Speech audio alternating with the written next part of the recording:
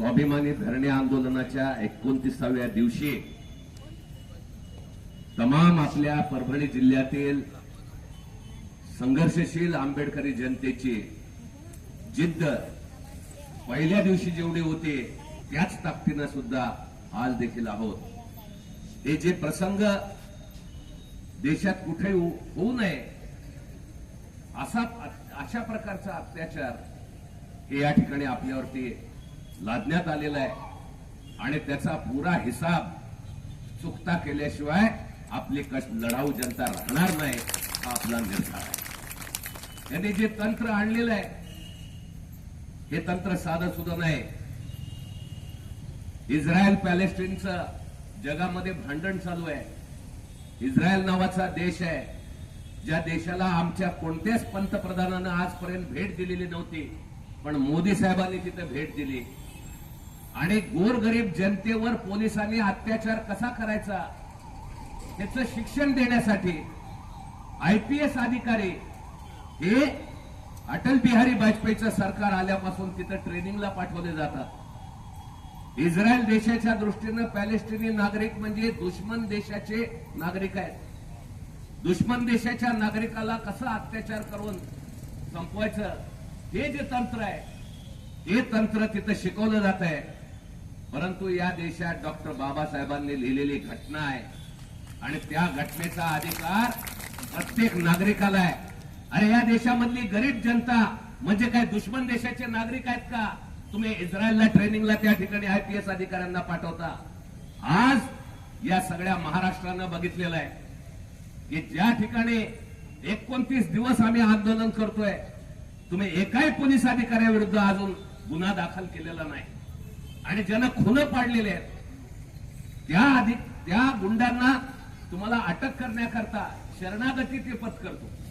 त्याच्यासाठी पोलीस स्टेशनमध्ये पलंग गाद्या एसी सगळे येते आणि आमच्या पोरांच्या हातून चूक झालेली नसताना सुद्धा कोणीतरी केलेल्या गोष्टीबद्दल आमच्या वकील होणाऱ्या पोराचा तुम्ही जीव घेता। आमच्या वत्सलाबाई सारख्या मायमाऊलीवरती अशा प्रकारचा अत्याचार करता। आमच्या शेकडो पोरांच्या पाठीवरचे वळ जे आहेत याचा हिशेब तुम्हाला द्यावा लागल। ते हिशोब व्याजा सकट घेतल्याशिवाय राहणार नाही हे आमचा निर्धार आहे। आज या ठिकाणी मारणारी काठी जरी पोलिसांची असली तरी त्या काठीपाठच्या पाठीमागचं डोकं हे मनुवाद्यांचं डोकं आहे। सत्तेवर बसलेल्या लोकांचं हे डोकं आहे आणि म्हणून जरा गोष्ट आपण लक्षात घ्या। आज या ठिकाणी आवर्जून महाराष्ट्रामध्ये दलित अधिकार आंदोलन म्हणून जे आंदोलनकर्ते कार्यकर्ते आहेत ते आवर्जून नाशिकहून महादेव खुडे, औरंगाबादहून मधुकर खिल्लारे, बीडहून नामदेवजी चव्हाण, औरंगाबादहून प्राध्यापक बाहेतीजी हे सगळे मान्यवर या ठिकाणी आलेले आहेत। अनेक लोकांना आपल्या सगळ्या परभणीतल्या घडामोडींबद्दल त्यांनी ताबडतोब त्या ठिकाणी आंदोलनं केली, रस्त्यावरती उतरले, तिथं पण आवाज उठवला, पण परभणीला भेट देण्याकरता आवर्जून या ठिकाणी आलेले आहेत। आपल्याला ज्या प्रकारे मदत करता येऊ शकेल आणि हे प्रश्न धसाला लावता येईल त्यासाठी प्रयत्न करतायत आणि त्या सगळ्यांचा ना मी विनंती करतो की त्यांनी आपलं मनोगत या ठिकाणी व्यक्त करावं।